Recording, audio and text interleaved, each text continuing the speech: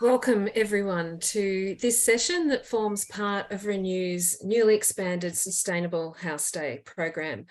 My name is Fiona Gray and I am the CEO of Renew, and I'm really thrilled to be here and great to see so many of you joining us this evening. I begin our session this evening by acknowledging the traditional custodians of the respective lands on which we meet today and pay my respects to their elders past and present. Renew is committed to honouring Australian Aboriginal and Torres Strait Islander people's unique cultural and spiritual relationships to the land, water and sea, and their rich contribution to society. I also recognise that we have people tuned in today from all over the country, from a wide variety of traditional lands. I'm joining you from Wadawurrung country on the banks of the beautiful Moorabool River, which is very much in flood at the moment. So quite the opposite of what we're looking at tonight, but I think all points to issues around needing to build our homes more to be resilient to these kinds of impacts. Tonight, I'll be moderating a discussion with a great panel of experts exploring the topic of what homeowners can do to improve the resilience of existing homes from ember attack and radiant heat. In this session, we'll go over the basics of what you need to consider when approaching a bushfire-ready retrofit, whether it's looking to harden up the structural resilience of your home or making more simple and cost-effective changes in and around your home to improve your home's chance of survival in the event of a bushfire. I must emphasise, though, that we are not advocating for people to stay and defend homes, and remind everyone that in the event of a bushfire, leaving early is always the safest option. This webinar is the second of our 4-part Retrofitting for Resilience series running across the month of November. All these sessions are being recorded and will be available on Renew's YouTube channel. And I'd point out, if you haven't visited that channel, I think it's one of our best kept secrets. You can get access to a whole back catalogue of webinars that we've done as well. So please tap into that. This program received grant funding from the Australian Government, and this event is also supported by Natters, Design for Place, Your Home, Lighthouse Architecture and Science, Sonnen, Design Matters, Marybeck Council and Banyule Council, and we thank them all very much for their support. We're really excited to have you all join us, and we hope that you find it to be a really valuable session. I think you'll learn a lot. We're pleased to see registrations from almost every state and territory tonight. We predominantly have homeowners in the audience, though we also have some designers, architects, builders, as well as council representatives. So there's quite a cross-section of people joining us. So it should be a really great conversation, and we certainly look forward to all of your questions. We're joined tonight by an excellent panel of experts who bring wide-ranging knowledge and a ton of experience on the topic of making homes and properties more resilient in the event of a bushfire. So firstly, we have Julie de Jong, a registered architect and director of H&H Architects in Western Australia. Julie is BPAD Level 1 bushfire assessor, and her involvement in the bushfire planning area was prompted by a strong interest in designing buildings and places that respond effectively to bushfire risks. And she's strongly committed to achieving sustainable and resilient outcomes in all her work. Welcome, Julie, and thanks for taking the time to join us for this important conversation. We also have Eldon Botcher, a registered architect in Queensland, Director of Eldon Botcher Architect, as well as a bushfire assessment and planning consultant for over 20 years. Eldon currently sits on numerous fire and architecture-related national networks and institutions, including representing the Bushfire Building Council of Australia's Expert Committee for Australian Standard 3959, which is all about the construction of buildings in bushfire-prone areas. Eldon is an FPA Australia Certified Practitioner, BDAP Level 3, and has spent his life deepening his knowledge in this field. Eldon is also an active rural fire volunteer who has served at the highest ranks available to a volunteer. So we're so pleased to have your perspective on tonight's panel as well, Eldon. And finally, we're joined by Dr. Ian Weir, a registered practicing architect in WA, Tassie, New South Wales, Victoria, and Queensland, as well as an accomplished industrial designer who specialises in designing for biodiverse, bushfire-prone landscapes. Ian is a co-author of the current nationwide standard for construction of buildings in bushfire-prone areas and was formerly the head of landscape architecture at Queensland's University of Technology. Dr. Weir has advised and designed homes for Black Saturday survivors and more recently the survivors of the 2015 Wye River Separation Creek fires in Victoria. He is a vocal advocate for resilient building design as a means of reconciling bushfire safety with biodiversity conservation. So thanks so much to you, Ian, for sharing your insights and expertise with us.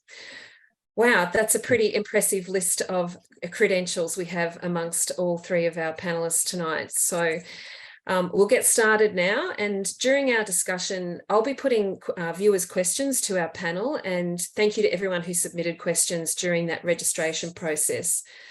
During the session, you can also put questions as they come to you in Zoom's Q&A box at the bottom of your screen, and we'll get to as many of them as we can. We've got quite a number of people joining us tonight, so we can't guarantee that we'll get to them all, but we will try and get through as many as we possibly can. You can also use the chat window on the bottom right of the screen just to make general comments or to contact our behind the scenes team with any problems. So I just want to give a quick shout out to that team as well, who aren't seen. They do all the hard work in the background, but they're kept very busy making sure that the session runs smoothly with hundreds of people joining the webinar. So just a quick shout out to Jess Dorney, James King, David Watton and Jackie Hagan. So before we begin, it would be great to get a sense of where you are at in your retrofitting journey. So we're going to just run a quick poll and invite you to choose a response that applies most to your situation. So we'll launch that poll now, and we're going to ask, what are you looking to do on your home and property to increase its resilience to bushfire? So we'll just give you a moment to respond to that.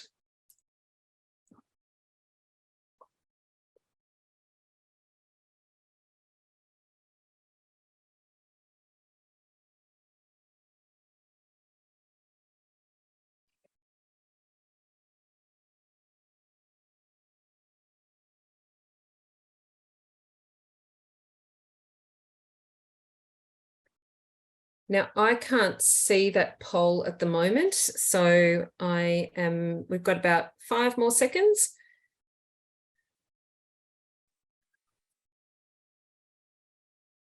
Okay, for some reason, I cannot see the results tonight. I can usually see the results, and for some reason, they're not appearing green, so that's no fun. Okay, everyone else can. Okay, well, that's good. So I can't tell you what the results were, but obviously you can see them for yourselves. So at least our panelists will have a sense of, maybe Ian, would you like to, if you can see those results, could you just give me an indication of what they are? A full retrofit of my home and property is sitting at 14%, making minor alterations and additions in and around my home, 31%, looking for ideas about changes I can make around my house only, 34%, that's the highest. Nothing planned, I'm just interested in learning more, 21%. Great, okay. So number C is obviously or letter C is obviously the standout there, but lots of people here just to learn more. So that's great. I'm sure you will learn a lot throughout the session. Okay, so we will start off with our first questions.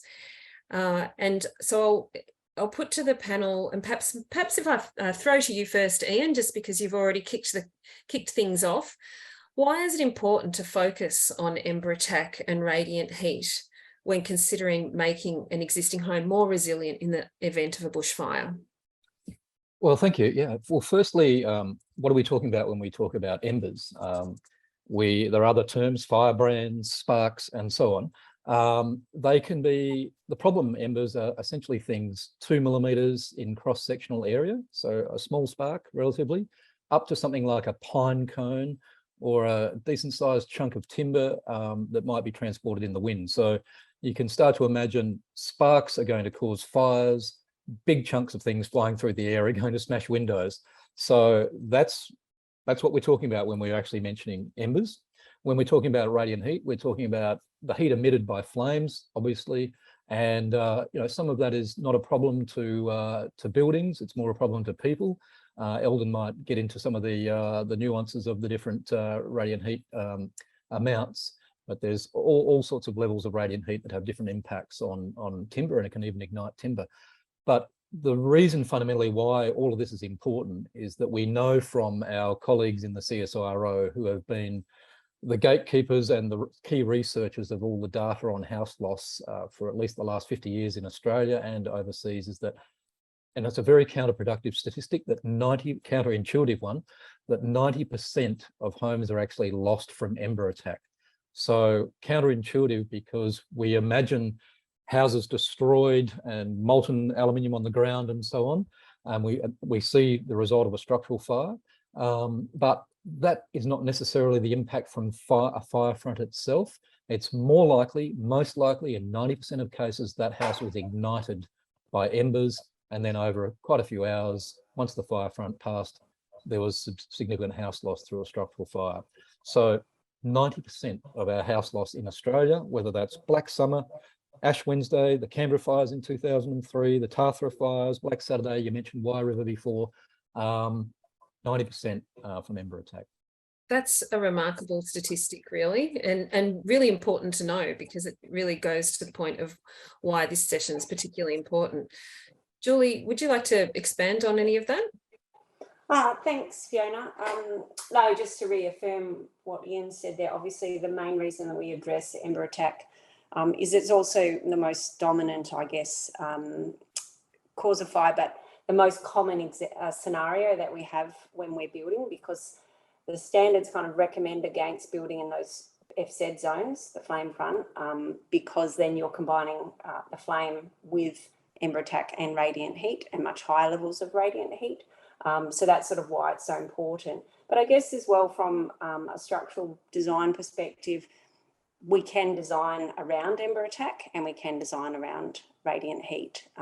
So that's sort of why we've targeted this area, I guess, is it's actually something that there's some practical solutions for.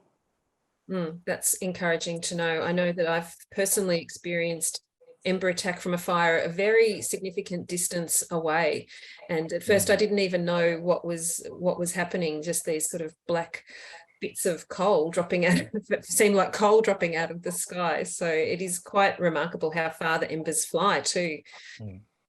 Eldon, would you like to expand it all on what? Yeah, just quickly, you hit it there about how far embers fly. Now, the 100 metres that's dealt with in the Australian standard, that's where most of the ember attack occurs, within that distance. Project Vesta measured significant ember attacks for up to 600 metres, and they'll go much more than that. We've got one recorded in Queensland from a fire west of Caboolture that lit up Moreton Island, 60 kilometres away. So you can be a long way away from a bushfire and still have problems from embers. It's remarkable. It still blows my mind how far they will travel. Obviously, if you're making improvements to an existing home's bushfire resilience, that can be very different to designing and building a new home from scratch. So what are some of the fundamentals, or I suppose the first principles, that you would recommend to people beginning the process to help them decide, where they should be focusing their time and resources? We all have limited time and limited resources. So where, I suppose, are you getting your biggest bang for buck, Julie? Thanks, Fiona.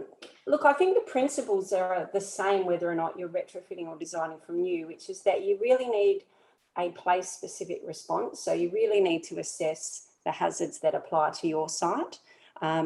So different people have different bell ratings that apply, but they've also just got generally different environmental conditions that may really weigh into what their biggest hazards are on their property. So, for example, if they're an elevated house with a big exposed subfloor with steep land leading up to them, where that's their bushfire risk, you would be saying to them, that's probably the key area to target, which is the part of your building structure that is most vulnerable. So I think the principles are the same, which is that you need to understand your hazards. You need to understand the site that you're working with, as well as your own capabilities, I guess, and what you can feasibly address, because as you say, resources are often limited and it's very hard to retrofit anything to a new purpose when it was designed for something different. But I think looking at the principles behind AS 3959, that's to do with targeting protection of vulnerable spaces. So your subfloor and your roof in particular, which are very vulnerable to ember attack. And also gap filling, again, looking at all those spots where embers or other windborne particles that can cause fire to attach, I guess, to the building or cause combustion are probably the areas I'd be looking at first. Those parts of the building that are most vulnerable being around gap filling and protecting your vulnerable spaces. Sure. Eldon, how about you? What are your thoughts there? Yeah, look, both those are pretty much covered. I think getting those gaps and that filled, and that's just around windows and things even as well. Just the embers can just come in. I've seen photos of embers sitting on tops of posts, where a timber post where that the bearer that's been fitted in above it has left a lip out. And the embers have caught onto that and actually burnt the post from that. So, it's you just can't guess where these things are going to get to, really. Ian? Yeah, we've mentioned AS 3959, the Australian standard. That's not the only standard, by the way, that we can build houses to. There's the National Steel Home Standard, which says it all in one phrase, just build out a non-combustible stuff. It's easier said than done, obviously, with a retrofit. But a good way to think about this is mechanisms of loss. That's really where the sort of scientists talk about. And Julie mentioned, roof space. If we're so used to this sort of mantra, get rid of the leaves out of your gutter. It's one of about 40 mechanisms of loss, and you can just as likely lose your house from having the car with its window open parked too close to it than having leaves in your gutter. So another mechanism of loss is just cardboard boxes stored in your roof space. So we really need to look at the vulnerability of our house with regards to fire. Fire doesn't discriminate between bush and buildings. It's just looking for stuff, it's like grade 1 physics. I think we learned back then, you just add oxygen and fuel and a spark and you get fire, right? It's not actually looking for the bush. So we shouldn't call it bushfire. It's just wildfire is actually a much better term. Anyway, cutting to the point, embers don't just come in, they're not just blown in, they're sucked in as well. So you get a constant fluctuation of negative and positive pressures around the volume of the house. So embers will get sucked into your roof space and then blown back out again, like in a kind of bellows effect. Now, I'm painting a pretty bad picture. Well, I am, that's right, because 90% of houses are lost through this picture that I'm painting. So obviously an ember is going to keep glowing if it's being, the bellows effect, negatives and positive pressures. Stop thinking about the wind blowing these embers in and then trying to make their way into the gaps. They're actually being sucked in. So as Julie said, we've got to look at these gaps. In AS 3959 for years, there was like big gaps. And then finally we got through, let's get the right size gap, folks, which is 2 millimeters. So go and have a darn good look at your houses and go, any gaps there where embers can get into spaces that you can't see, roof space, wall cavities, under the subfloor, as Julie mentioned, they're going to get in there, right? The other no-brainer is if they can fall onto something horizontal like a windowsill or a deck, and those two things are combustible, i.e. not made out of steel or fibre cement sheet, then they could burn, they can well and truly burn. It doesn't matter how many times you clean the leaves out of your gutters or the leaves off your deck, the embers are going to all be mobile during a bushfire, and suddenly there's going to be a whole lot of deposition of flammable stuff sitting on top of your combustible stuff. So, and I think as well, Ian, part of that is that a lot of the time what's happening in the forefront of the flame coming through is that the wind is actually carrying debris that is on fire. So you could have cleaned your whole property and it could be covered with debris that's come from a couple of kilometres away that is then overlaid. So I think, yes, there's an aspect of, you know, your own site preparation and maintenance, but you can be fighting a losing battle because of how impactful, you know, wind-borne debris that's on fire and embers can be on your setting, you know, that are outside of your control. So that's sort of why I guess it's so important to look at, you know, some of those most vulnerable areas around your house and what you can control. And some of that might be that you're just thinking about, is the vegetation that I have around my house the kind of vegetation that represents fuel, you know, so does it have the structure and materiality of fuel, or is it the kind of vegetation that will actually absorb embers and protect the house, you know? And that's an important distinction to make, because we see the evidence all the time of vegetation that was fuel versus vegetation that actually protected a location. I wanted to talk a little bit about radiant heat. So I think we've got a couple of minutes on this question. So we can get unpiloted ignition, which is where we have sufficient radiant heat. So usually a high FDI day. It's taken, you know, like to get catastrophic FDI conditions, you kind of need underlying drought conditions, like in Black Summer, where everything is just so dry. Now, it doesn't take much to ignite timber when it's that dry. And while we're painting almost a catastrophic kind of dystopian picture here, it's actually really easy to retrofit a house. I mean, I'm saying, well, you have to get rid of all the timber decks. Okay, that's not easy. That can be really expensive. But let's not underestimate the value of sprinklers, and they're being understood now to be significant, and understood by fire authorities, by fire scientists, and everybody in the regulatory kind of framework as a legitimate means of protecting houses, even new builds, as a way of achieving flame zone compliance. So let's not underestimate the value of sprinklers. Just getting water into that landscape and into that environment of the house, not necessarily during a fire event, but actually to get up the moisture level of the landscape and the timber structures, so it's less ignitable.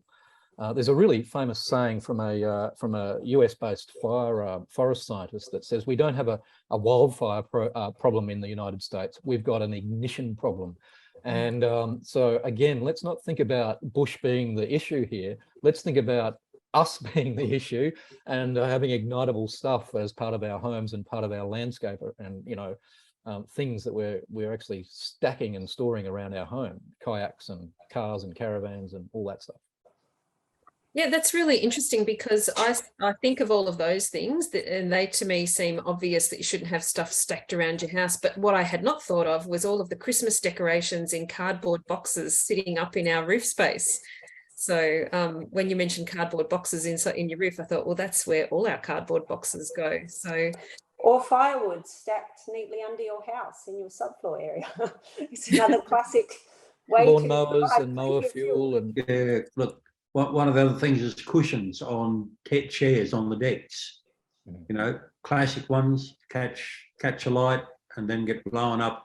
I was just going to say that I was doing house protection on a place one day, and the embers were building up in the corners, burning embers, a couple of 100 millimeters deep. And one of our constant jobs was to go through and spray those embers. So Ian's talking about water. And that's one of the other things we've got to make sure is we've got to have access for firefighters around these places, so that fire service can intervene with it when we finally get there. Yeah, I think having a defendable space is really important, because it affects whether or not the brigade even attend a property. Is if they can assess that it's safe for them to go in, they can turn around, they can access water, they're more likely to go in and save your property. Than if it's all overgrown and they can't really see that it's safe or defendable. So I think that's a key aspect too, is creating a defendable space. It doesn't mean that you need to bulldoze everything and clear. It's just really about having, good quality fire access, maybe a sandpipe on your tank allocated firefighting tank. All of those things are really useful ways to improve the likelihood that either you or the fire brigade can defend your property. That's a really interesting point in light of the floods that have just happened. Given that I live on a property where there's been a lot of erosion, and a bit due to the water rushing. And I actually think that our access for fire is probably really badly compromised now. And not something I'd actually, I mean, we obviously need to fix that, but had not thought of that in terms of we're right on top of the fire season. And there's going to be a lot of people needing to fix access because of all of the damage that's is still happening. Well, Ian probably be able to say, because he works in lots of different states, but I know in WA, our local Department of Fire and Emergency Services, they have standards that sort of outline the minimum width, vertical height and horizontal clearance for those fire access routes, which are a great resource, I guess, for people if they're really assessing internally what their roadways are, you know, and having the ability for appliances to drive in, drive out, turn around, access tanks, you know, that tanks are strategically placed and accessible, and, you know, having backup power supplies even for pumps if they need them, you know, so that it's not, if you lose your power in a fire, that's not going to be a limiting factor for you.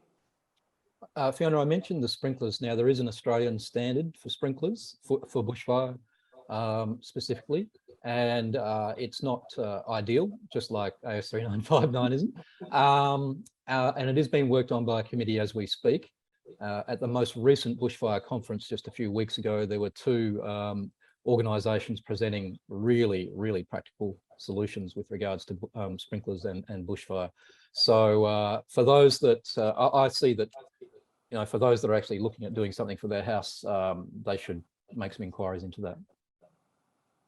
Yeah, one thing with sprinklers that I'm seeing, and we've gone to a number of places where people have retrofitted sprinklers, but there's a misunderstanding of the sort of water capacities you've got to have.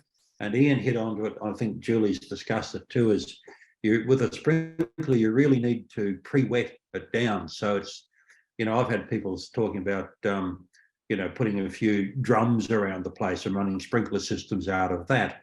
Now, you know, if you've got the chance to run sprinklers and get them running for half an hour before the fire reaches your place, that's the sort of wetting down you need to do.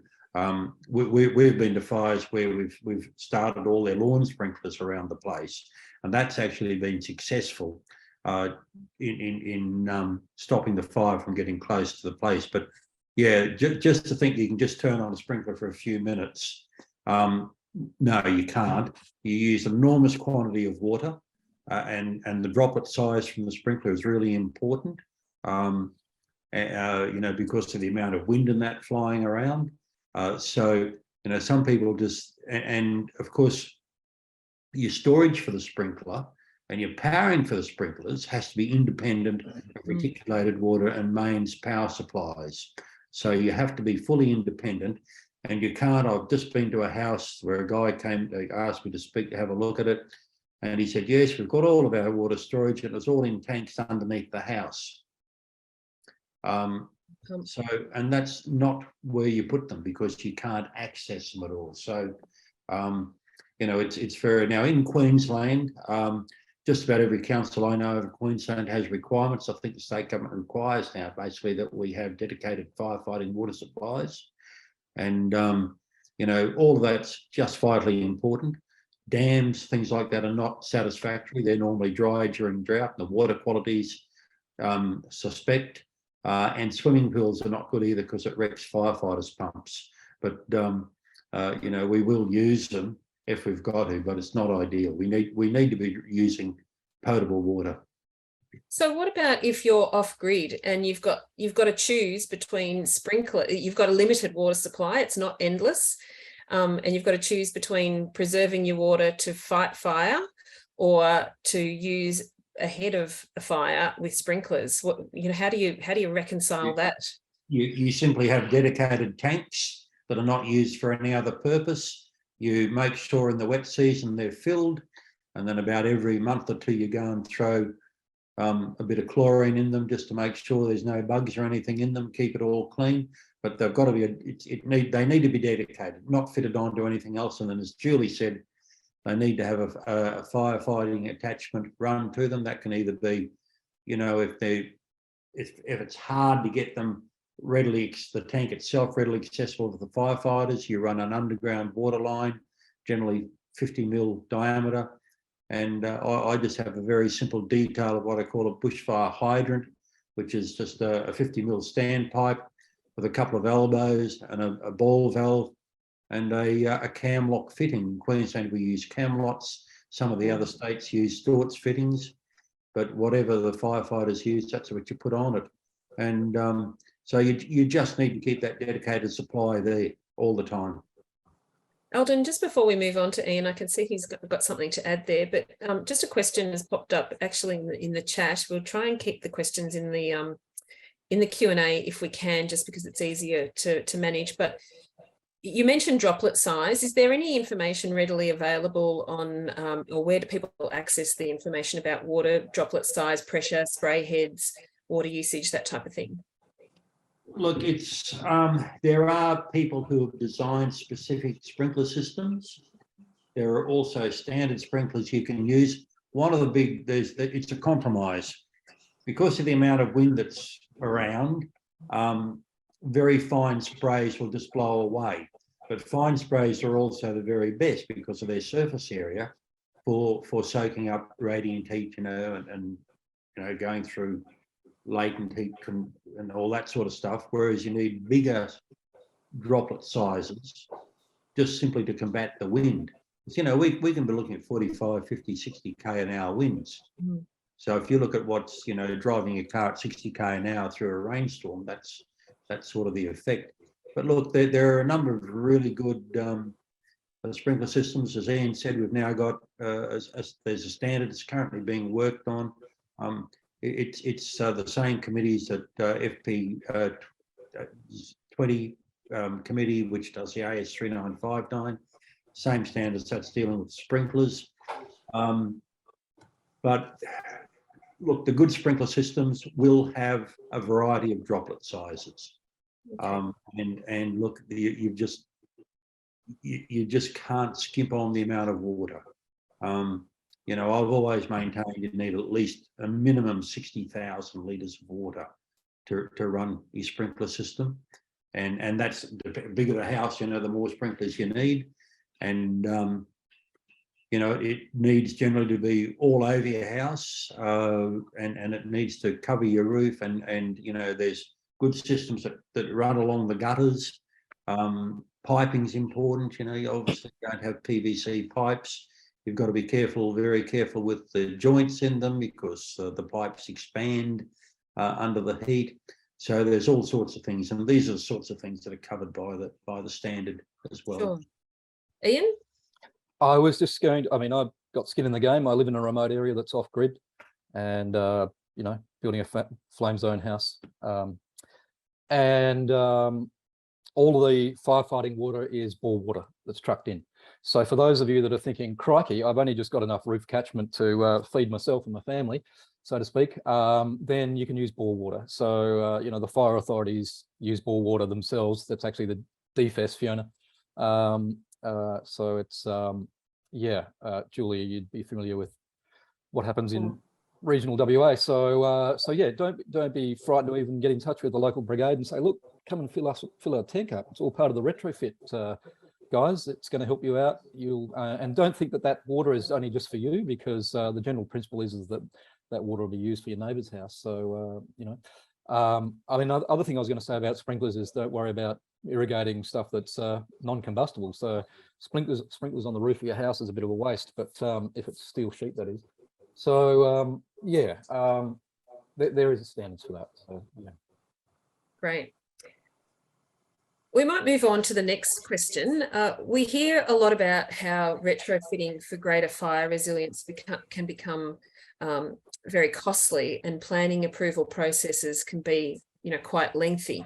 So what advice do you have for people looking to make simpler yet effective additions or improvements to increase their home's chance of surviving a bushfire attack? Eldon? Well, look, my favourite thing, and it's been mentioned already, is we need to look at the landscaping around the place. Now, you know, we've been talking about radiant heat and embers. Now, the correct trees, and we've got to be quite careful about the varieties of trees we put in, but the correct trees can act as both a radiant heat shield and also as an ember trap. So Queensland there's been a number of guides put out for what types of plants to use, but you've got to be very careful because there are publications that talk about fire resistant plants, and that's not necessarily the sort of plant that's a less flammable plant. So a fire resistant plant, a eucalypt tree is a very good fire resistant plant. It'll take a bushfire and then it'll resprout and then come back again. So it's fire resistant, but it's probably the very worst tree you want to be planting, or one of them. Melaleucas, grevilleas, banksias are all not good ones to have for bushfires. They're all very quick to burn. So, you know, I stick down to my 2 Ls, lily pillies and lamandras, you know, and they're rainforest and wet area plants. But you can even going into, you know, exotics such as bromeliads and things like that. Things that are fleshy, lots of moisture in them as ground covers. And then certainly rainforest type trees, you know, for your mid-stories and your canopy cover. Julie, what would you like to add there?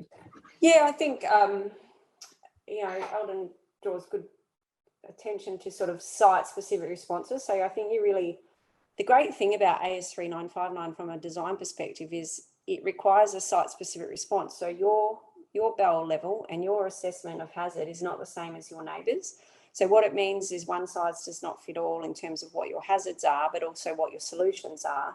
And you really need to, I guess, think about what your capability is as a homeowner with your resources and your ability to maintain. So, you know, if you're someone who is not an avid gardener, maybe don't go for the solution of, you know, creating lots of vegetation that might become fuel in the future. And it's really about, as Eldon just said there, like looking at the type of vegetation. So fire intensity and the speed at which it burns and the impact that it has in the environment has a lot to do with the structure of the fuel. And we really need to look at fuel. So when we're assessing vegetation types, we look at not the species as such, but the structure of the fuel, which is why when Eldon was talking then, sometimes eucalypts, yeah, they're very resilient and, you know, they're designed to come back after fire, most of the species, but many have oil in them. They have long stringy bark, which drops down, creates leaf litter, ladder fuels, and then canopy fuel. So it's really about looking at your vegetation in that regard of looking at it as fuel, and also looking at your building as fuel. So as Ian pointed out, you know, your roof is probably non-combustible. We hardly do any timber shingle roofs anymore. And, you know, so we can sort of assume, but we have to look at where are all the gaps in the roof. Fortunately, more modern buildings have been designed with energy efficiency standards in mind. And a lot of those standards actually assist with bushfire, you know, where we've got sarkings and linings under our roof covers and under our walls and potentially closing eaves and higher spec glass, which can be quite good in performance and are similar to the sort of standards set out in AS3959. So where you might have vulnerability on an old house might be the glazing. So it might be really old float glass or, you know, single glaze.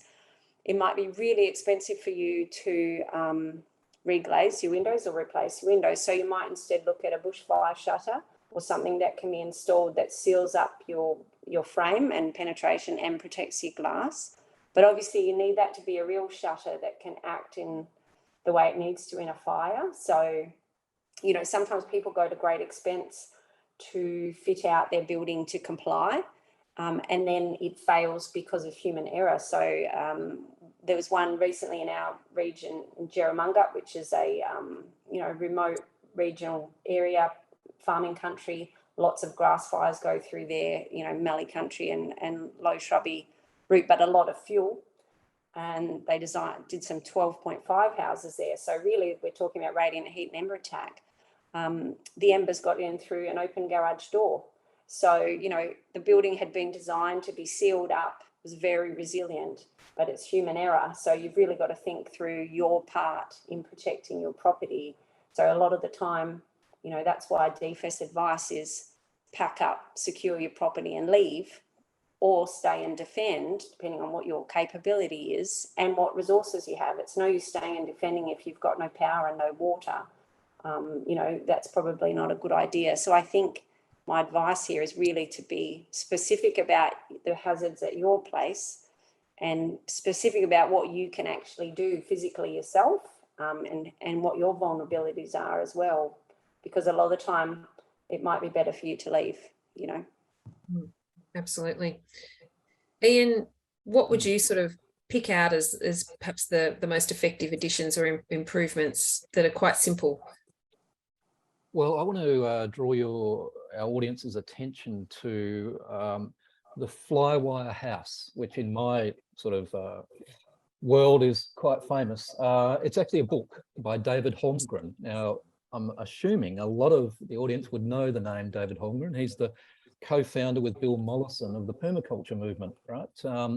So David in the early 80s designed what he called the Flywire house, which was actually a timber framed house, but completely enveloped, including the decks and verandas and outdoor furniture with non-combustible flywire. Just brilliant. It just kind of says it all in one sentence. Well, a few sentences.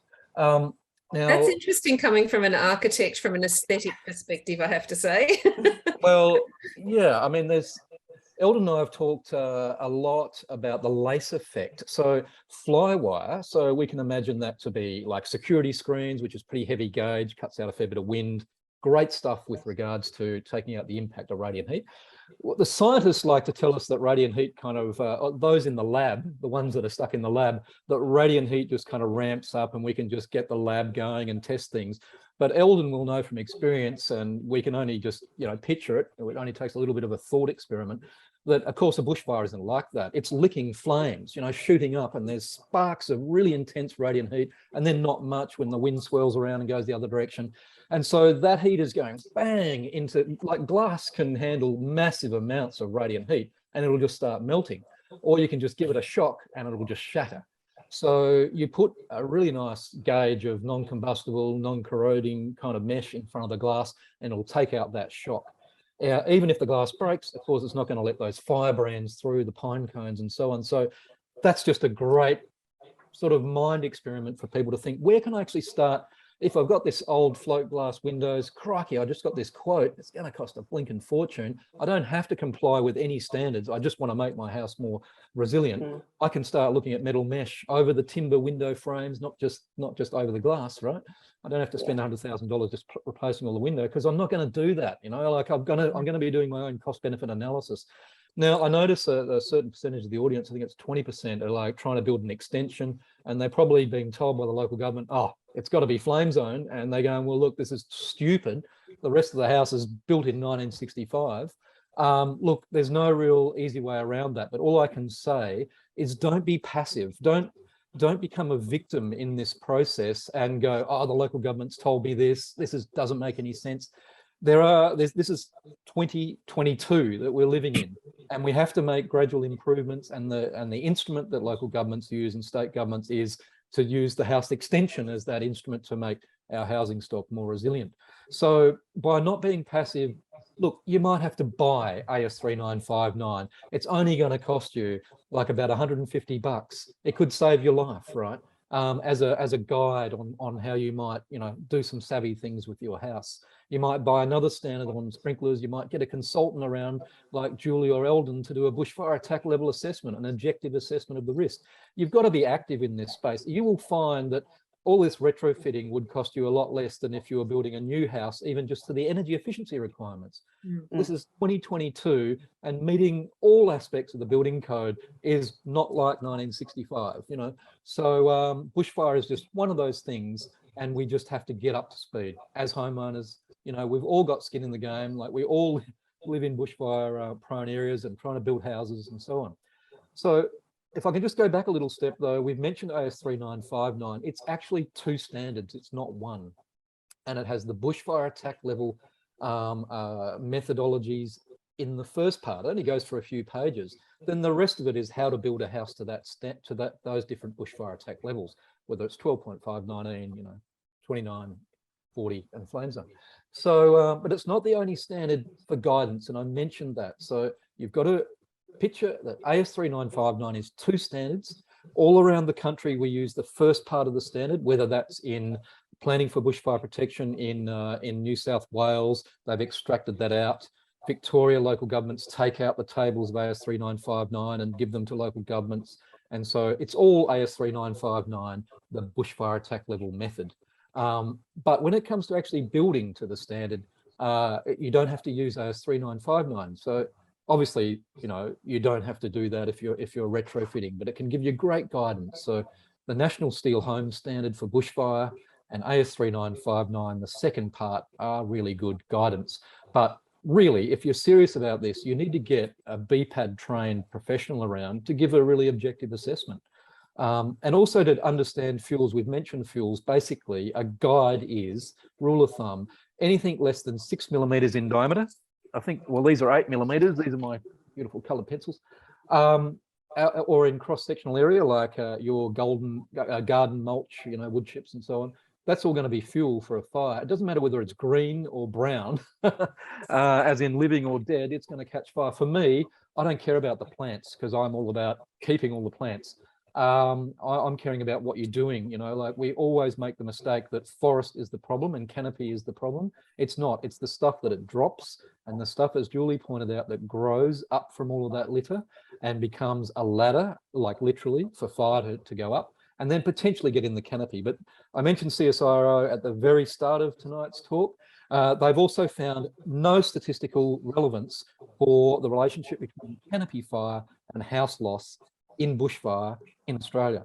There's no stats to say that canopy has actually destroyed houses. It's the stuff canopy drops over time that gets ignited by embers, that becomes fuel when a fire comes through and then ignites your house. Okay, so don't get caught up on the canopy of your trees. That's not the problem. Keep your trees. It'll make a microclimate around your house. It'll keep it moist. It'll just keep it nice, because who wants to live in a bare paddock? And I would encourage you to ignore a lot of what your local government or your fire departments say, because a lot of them are just really draconian thinking with regards to the relationship between tree canopy and fire, because there's no scientific evidence to say that trees are actually causing this house loss as per se, as in the canopy. It's the stuff that they drop. It's the stuff that they drop. Yeah, just quickly on that. A couple of years ago, Ian and I were doing a fair bit of research. We spoke to the CSIRO, and they actually dug up some of MacArthur's first papers on it. And he back when, I think it was 1965, he wrote the papers, and that's effectively what he said. It was the horizontal fuels lying on the ground were the most. That's what caused the bushfire. You know, anything above that is just purely ancillary. And we've also had formal advice from CSIRO that canopy plays no part in the fire. You know, it does, as Ian says, it's when it's fallen onto the ground. But when it's up in the air, that fire there is normally behind the front fire line. It's not a consistent flame when it comes up. You can't look at press photos because they're there for the drama of selling the news, so you can't rely on that. I'll just butt into the lace effect that Ian was talking about. That's another thing we've had a lot of discussion about, and that's what the old miners used to use with the mesh around their mining lights when they went in and down, and there was, so that protected, that stopped the candles and the live wicks, you know, from combining with dangerous gases. Now, CrimSafe have actually got a table of radiant heat transference through their mesh, And I believe that can be applied to just about any of the different metal meshes that we use. But there's a substantial reduction in radiant heat from one side to the other, so it's quite amazing how much. Well, we use CrimSafe in structure fires, so CrimSafe is often part of a fire performance solution when we're designing against structure fires or, fire separation between buildings. So it makes sense, like the bushfire shutters, that they can be permeable. Julie, have you seen the table that they've got for their radiant heat transference? Yeah. Yeah, okay. I was going to organise to send it to you if you hadn't. Yeah. Okay, we'll keep moving on because we're getting quite a few questions, and we want to have plenty of time for those at the end as well. But what are some of the key considerations or advice that you have for people assessing the bushfire resilience of existing building materials in their homes or selecting new materials? Now, we've spoken a little bit about some of that, but if we can go into a bit more detail, Ian, perhaps if you might like to tell us a bit more about, what are some of the worst offenders when it comes to building materials? Well, basically anything combustible. So a treated pine deck would probably be number one on my list, and the treated pine structure supporting it would be right up there. Low density timber, i.e. treated pine, certainly as a cladding material. Eldon mentioned, he replaced his timber cladding with ColourBond. We have to bear in mind that a Bell 40 house, so a lot of people will be thinking, oh crikey, this is going to cost a fortune. In a new build situation, you can build a Bell 40 house, all things being equal, slab on ground, out of the cheapest materials that you can get in the country. You can go down to your local hardware store and build a Bell 40 house, and I could do it as cheap as anybody could build a completely non-Bell house. So, but you've obviously got to be careful with regards to the gap sizes and so on, and you've got to maintain it. So timber decks, number one, and gaps, letting in embers into low density timber frame structure, like wall structures and roof structure, I would say would be the two biggest ones. And it's really, how do we assess, this risk? It's really, we've got to think like an ember. It sounds a bit facetious, but for those of you that you need to go and do an audit of each of your houses, you need to get out there and audit it and think like an ember, like a firebrand, and think that you're being drawn into spaces, drawn into the kayak, parked, leaned against the back wall, might be close to the window. That kayak's going to be on fire. Roto-molded or fiberglass tanks, plastic tanks, those things only need a few sparks on them and they'll actually start igniting and they'll be on fire. And suddenly your house is in a flame zone situation, not a bushfire situation, a flame zone situation, because you've actually got materials that are actually burning for a lot longer and at potentially higher temperatures than a bushfire, which is just going to be seconds, minutes if you're unlucky. Just on with you mentioning gaps there, is there any concern around the actual materials that you use to plug up all of your gaps? Good question. So you can use the mesh. You can use the 2mm aperture mesh to plug up a gap. You can go down to your hardware store and there's lots of fire-rated products. I'm pretty sure just straight silicon, which is, like glass, sand, is fine as well. So you're trying to stop that suction effect coming through, not just the wind effect. Rock wool, I'd be using rock wool. Just get some rock wool bats or some rock wool building blanket. You can strip that out and ram that in. Yeah, there's a lot of options, really, really cost affordable options. And Julie, I know prior to this session, we were having a chat and you had a great example. Did you want to share that with us? Yeah, well, I guess I've got two. I mean, in reality, we've done a bit of retrofitting with places, so plus new builds. So the challenge is, that even you can design to the standard and still have vulnerabilities. One of the classics is garage doors. So people will install them, they won't put the seals on the edges or at the head where they're mounted, and there's big gaps up the top there that can then allow them to enter into the garage, which are often full of stuff, which is flammable and combustible and causes a building fire. So garage doors are a real vulnerability.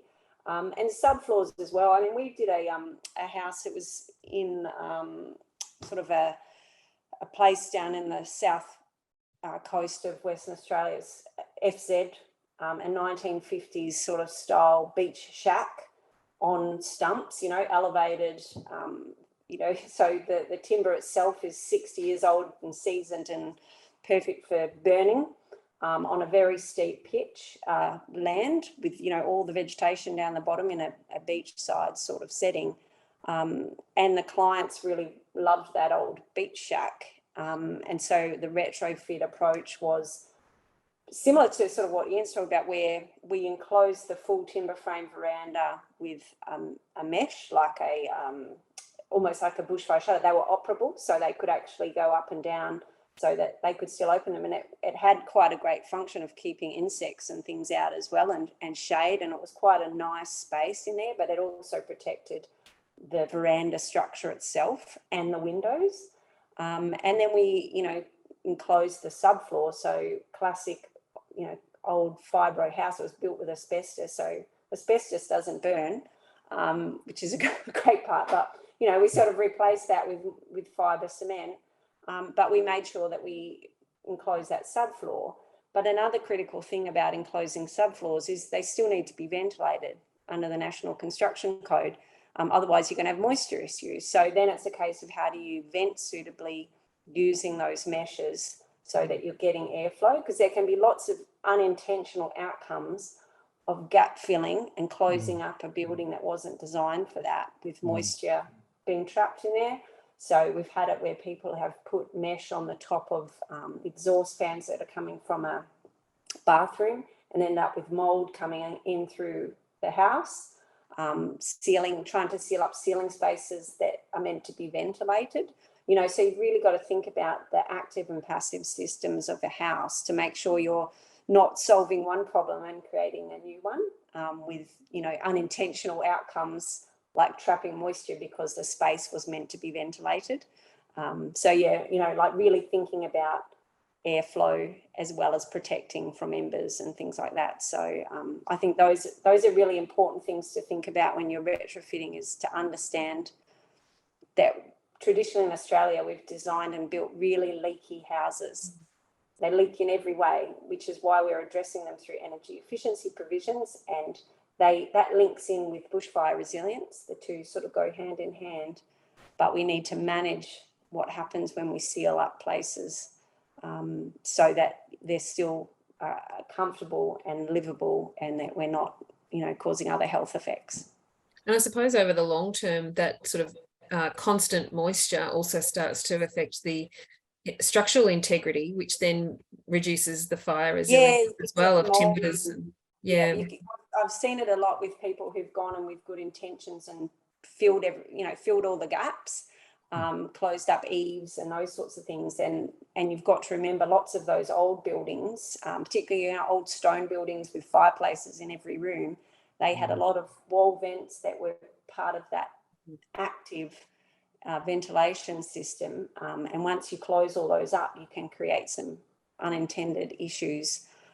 So, you know, that's your big risk with retrofitting old buildings, is sealing them all up can, have unintended. Yeah, so the mesh, Julie, is probably, when I talk, we talked a lot about CrimSafe, and people are thinking, how am I going to poke that into my gaps? Well, you can use just 2 mil aluminium mesh. It's so aluminium mesh is actually specified in the standards we've been talking about. So that stuff is really cheap and really malleable. So that's probably, you know, the first thing to race up and get at the hardware store. See where you can sort of wedge that in and still keep the ventilation. The other thing, AS 3959 made some recent, so it's always changing, it made some recent changes to just say, look, just for God's sake, put some weather strips on your doors, folks. Yeah. You know, we go, what type? You know, like, surely they've got to be able to handle being burnt. Well, no, just put them there. We're not going to get that fussy. Just put them there, and in the windows. All right. So nylon strips are actually suitable, believe it or not, for flame zone garage doors, simply because they're just the most practical solution. So, you know, it's always going to be like some kind of cost benefit analysis. They mightn't be fireproof, but they're gonna do a lot better than just nothing there. Absolutely. Eldon, what in your mind are sort of materials that are more resilient to ember attack and radiant heat? Well, obviously, Ian hit on, you know, the metals, but the other thing we've got to be very careful of with the metals is that they will also warp and twist under a lot of heat. And, you know, I guess that's one of the reasons why you get water on a metal roof, you know. If it gets too much heat on it, you know, it will warp. So it's a matter of keeping those down.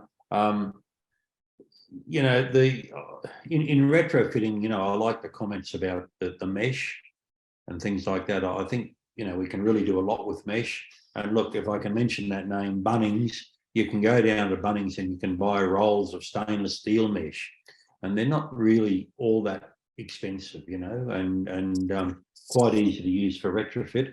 But, you know, I changed. You know, I had a timber house. Some of it was hardwood, and then we made a mistake of putting extension on with Western red cedar cladding, and I've recently ripped that all off, and I've gone over to iron. But I'm now going around with the silicon and you know, going through all the gaps, because again, with the metal expanding and contracting, a lot of the areas that were sealed up originally have now started to come apart. So that maintenance is something we've got to do. If we're talking about timber, the higher the density of timber, the better. And there's some clear tables in AS 3959, you know, as to suitability of various timber varieties. And of course, if you're using timber, a dressed timber is far better than a rough sawn timber, again, because it takes away that furriness. So, and of course, you know, a finish over the timber is better than having raw timber. But of course, look, Ian's said before about building an economical house. If you really want to build it fireproof and economical, fibre cement. It's I don't think you can do much better than that, can you, Ian? Well, maybe it's gone up in price, but where I've used fibre cement sheet is on suspended floors. So Julie mentioned with that heritage house, that was a skirt effectively that you drop down to the ground. Yeah, so another option, notwithstanding the issues of ventilation that you pointed out, is to just clad, well, just, that's a great word, the underside of the house. So make a ceiling on the underside, which is a lot easier to do with a new build, where you can build everything in plane with regards to the floor structure and literally have joists ready for the fibre cement sheet. But you only need 4.5 mil FRC sheet to do the trick. And you know, so for those of you that actually have a house that's quite elevated, that's got a timber structure, I would be looking at, well, if it's on timber stumps, you obviously need to have a look at those timber stumps. Maybe they need a bit of a sand or something, smoothing off, and maybe cladding the underside of the floor structure. If the slope is too steep and too difficult to drop a skirt down, because that's pretty expensive, run a horizontal surface underneath it to kind of seal it up, notwithstanding, you know, allow for ventilation with the mesh that we've been talking about, which is as cheap as chips.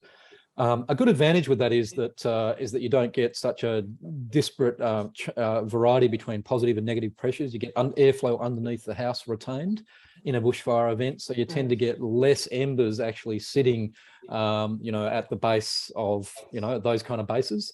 So, you know, you get a lot of deposition in a place like that, whereas if the floor is all elevated, you get the sort of wind coming through. So, but, you know, every site is so different. You really need to see what makes sense for you. And obviously it's kind of like looking at the bank account and going down to the hardware store and having the BAL assessor tell you what the reality is with regards to your fuels, and looking at the lawnmower and going, well, which one am I going to do? And you've got to think this is in perpetuity. And it's not just for you. If you're renting out your house, you've got to have fire drills, and you've got to encourage those that are renting out your house to actually have those drills as well. I don't know why we don't mandate bushfire drills for residential properties. You know, we should do it.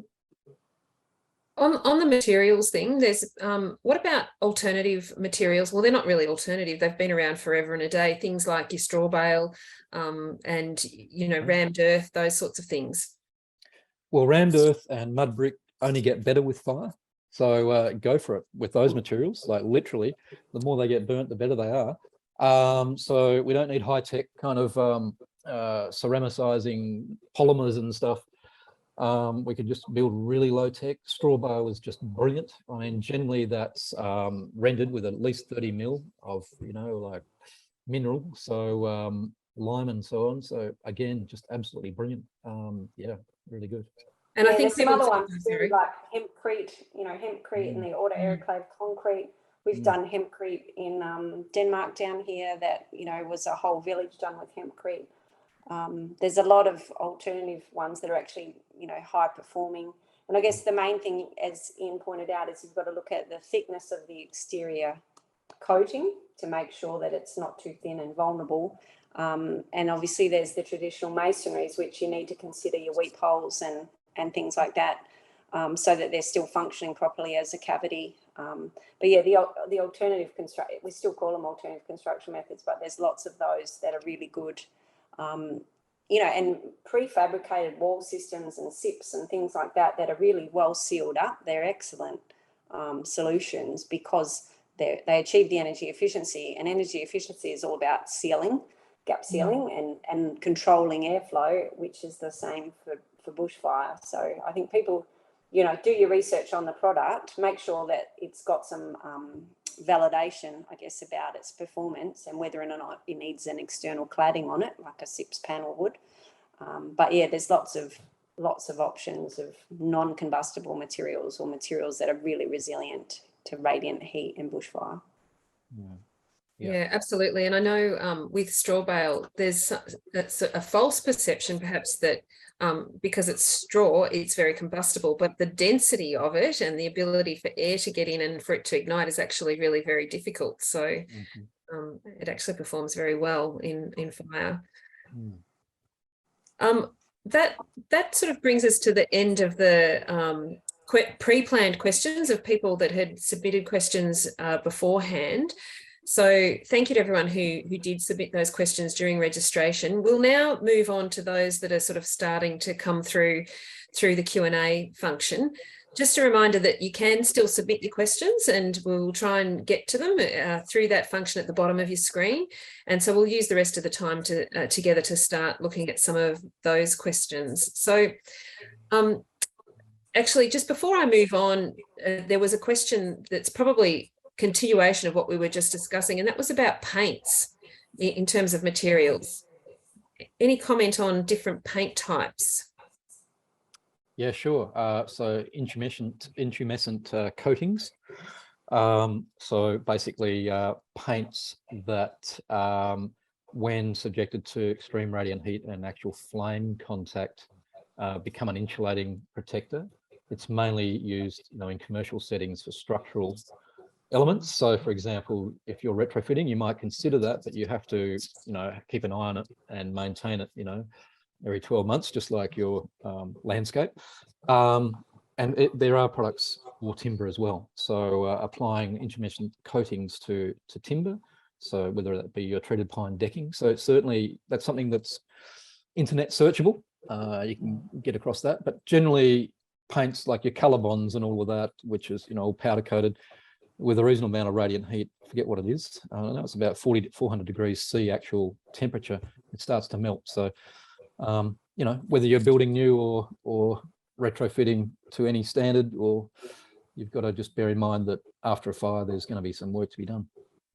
Sure. Eldon, I might direct one of these questions that's coming from Andrew.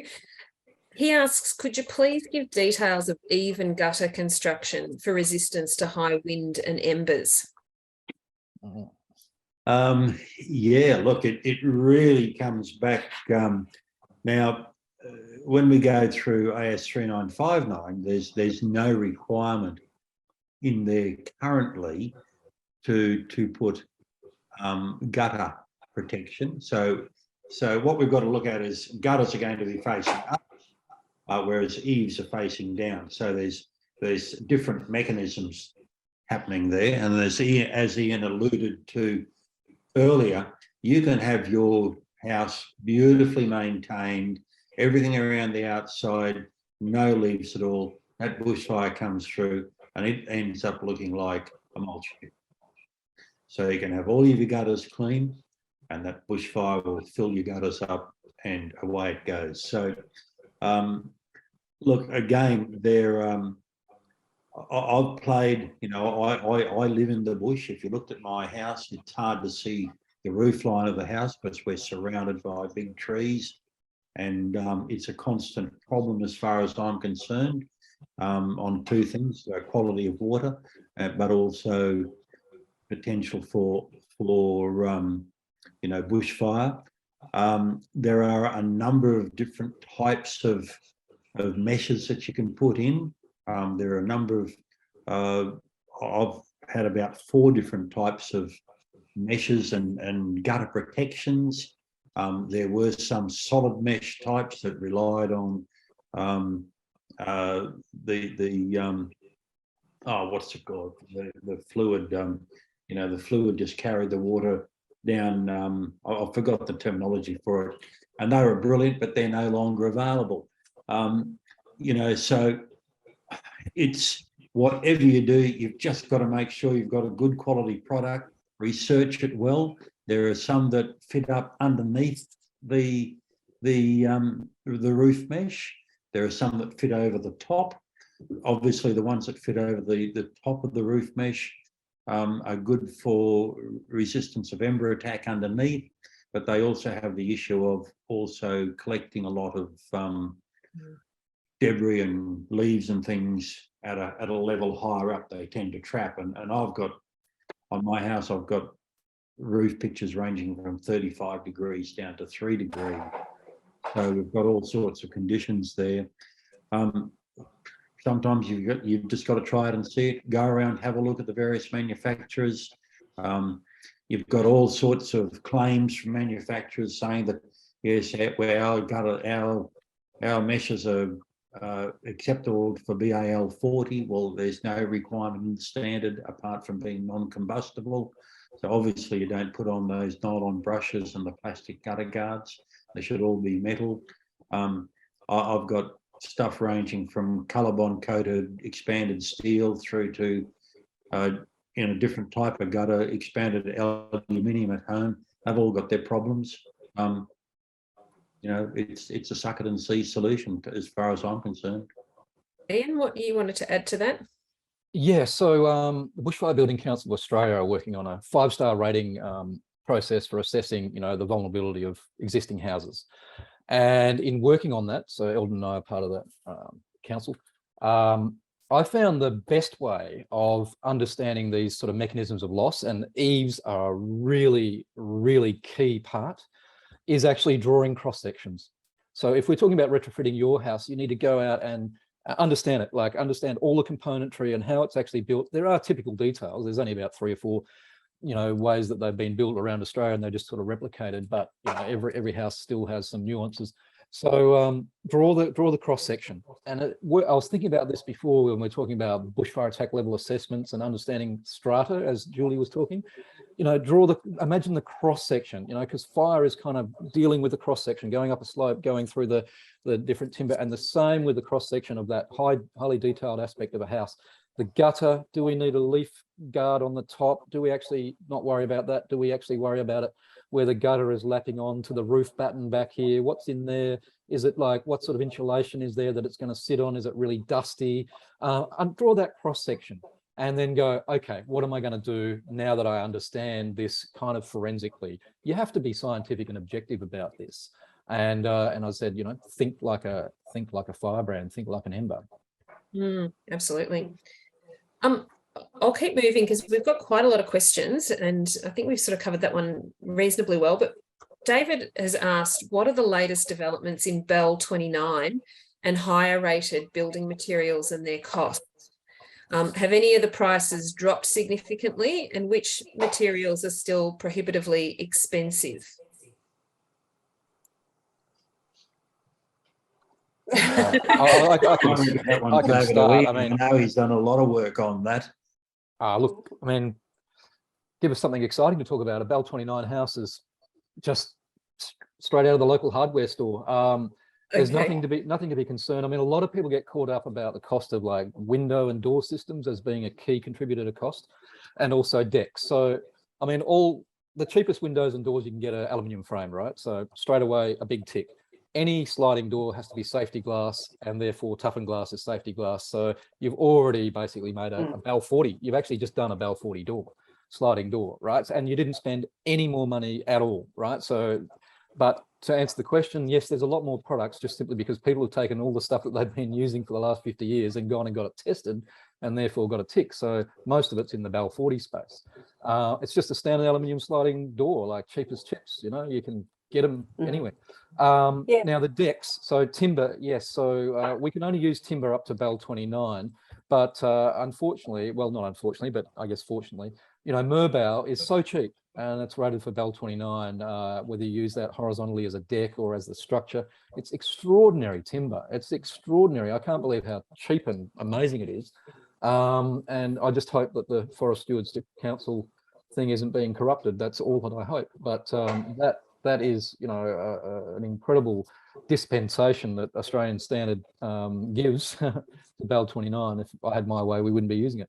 But anyway, you can use it, and it's cheap. So hopefully that's a bit of an answer.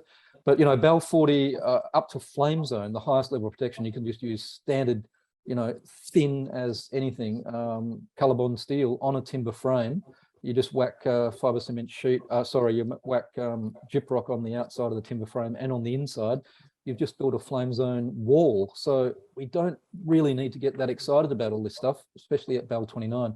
I only start getting excited. Sorry, I'm obviously in a different sort of, you know, sort of space to a homeowner, you know, when it's flame zone, because for me, I can build a Bell 40 house pretty much as cheap as just a standard house. That's encouraging. That's great. I suppose, you know, we do have to also balance that, you know, the fire resistance with the sustainability of certain materials too. So that's and that's what I was going to say. Good point, yeah. That, you know, if you're doing a new build, the reality is that the energy efficiency provisions under the NCC require the majority of the things that are in AS 3959 anyway. So, you know, there's a lot of misinformation that the average project home builder adds on as a cost associated with bushfire, which actually has nothing to do with bushfire and actually has to do with energy efficiency, like sarkings and things like that. So, you know, I'm constantly pulling my hair out. I actually was involved in a project we did in WA, and it's, you know, pre-COVID, but we actually got so sick of the misinformation, particularly in regional Western Australia, about what the impact of Bell rating was on construction, that we did a study where we got costings prepared by an independent QS from no Bell all the way up to FZ to see the proportionate change in price. And the interesting thing was that the biggest factor in cost, and this is published in the Fire Australia magazine, so I can send it to Renew to share, but the biggest cost was actually, you know, it was only slightly accumulative as the standards went up, as Ian says, because the big change is actually going from no Bell to Bell 12.5, because you're making some provision for performance around your windows, your gap filling. So particularly for your project home builders who used to just slap everything up, gap filling was where the hidden cost was for builders, because they had to build with more care and precision, and they could not go around with no more gaps and fill all their big gaps. So they actually had to take care. And that was where the cost was coming out. It wasn't in the material difference, because you can build standard slab on ground with either brick veneer, reverse brick veneer, timber framed, all the standard methodologies. If you're talking about standard construction through most of Australia, has very little impact. And I think what we worked out is if we did a standard house that was just, you know, and we looked at what changed for each level, what bits had to change, and what was the cost impact. And it was not big. The first leap was actually going from no Bell to 12.5. And then once you're in there, there's not huge differences. Obviously, FZ is a different one because there's less options available with regard to windows. And so you're often looking at a high performance fire rated window or fire rated bushfire shutters, and it can have some impacts on your designs. But on the other side, you know, we're all architects. We already have a premium added to our custom designed homes anyway. So a lot of it was absorbed in that. So you really see that at the project home end where they're seeing the impacts of that. But if you're already doing a custom build, a lot of the time, those extra costs are actually not as high as people think that they are. You know, and the advantage is they are not redundant costs. These are costs that contribute to the durability of your house, the survivability in flood, bushfire, pest infestation, all of those things. This is good money that you want to spend on your house that's increasing its quality, its longevity, and its performance in all aspects. So I'm a big fan of it. You know, I loved when AS 3959 came out. As an architect, I was really happy. It's the first standard that says you should design a specific response for a specific site. You know, that's the best thing about it. Just quickly on that, AS 3959 now only requires mesh screens over flame zone windows. You don't have to go to the shutter. From what I've seen, quite often the safety and wind loading implications for windows are greater than the bushfire. Yeah. And we've got one of our major window manufacturers in Brisbane no longer build anything below BAL 40 windows. They don't do flames. Well, you know, you don't, as long as you do your mesh and that, you can probably, I think you can use the BAL 40 window in flame zone. But I'm not sure on that, so don't quote me. But I've had a long talk to them. They've said, look, just for the manufacturing purposes, we're better off without having all the problems on the floor of getting mix-ups. We just build everything BAL 40, and that's what you get. I'll move on. Francis has asked, what can you do? This is around topography, actually, and radiant heat. So what can you do to protect your house from radiant heat when you're built on a slope and the heat or the fire is predominantly coming from down below? Well, that's one of the factors that's assessing your bushfire hazard, which is, you know, to do with the slope of the ground under your hazard vegetation, you know, so your classifiable vegetation, and it's one of the hardest things to change. So the key factor when we're doing bushfire assessments is what is your separation distance. So technically under AS 3959, the separation distance is the thing that can help reduce your bushfire hazard, because you can't necessarily change the slope under the vegetation, and assuming you can't change the vegetation to reclassify it as a lower, you know, risk vegetation. You know, you can't change it from forest to woodland, for example. So the formula says the way to deal with it is through increasing your separation distance. Great. Okay. Douglas has put in a bit of a conundrum for us, so I'm interested to hear what you have to say on this one. He's asked, what priority do you recommend to fireproofing an existing home where it might be limited in how much you can do because it's existing and there's certain limitations, versus spending your limited money that you have available on a fire safe refuge? If you had to choose, like, you know, where do you go?